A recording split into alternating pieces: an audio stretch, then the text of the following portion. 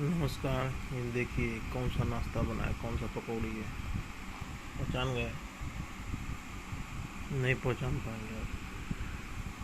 ये सिंपल बेसन का नहीं है, ये मूंग का पकौड़ी है। मूंग को आप भिगो दीजिए और उसको मिक्सी में पीस के उसका बेसन बना के फिर आलू प्याज मिला करके जैसे पकौड़ी बनाते हैं वैसे इसको बनाइए। और ये पूरा एकदम प्रोटीन से भरा हुआ है और पूरा स्वास्थ्य इसमें है। और देसी नाश्तों में प्रज्ञा रसोई का एक और नया मार्गदर्शन आपको कि देसी नाश्तों का कितना सुंदर जायका आपके घर में उपलब्ध है।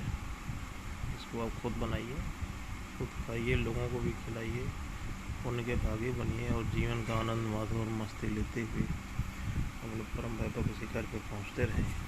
यही प्रज्ञा रसोई को आपका सलाह है, मार्गदर्शन है।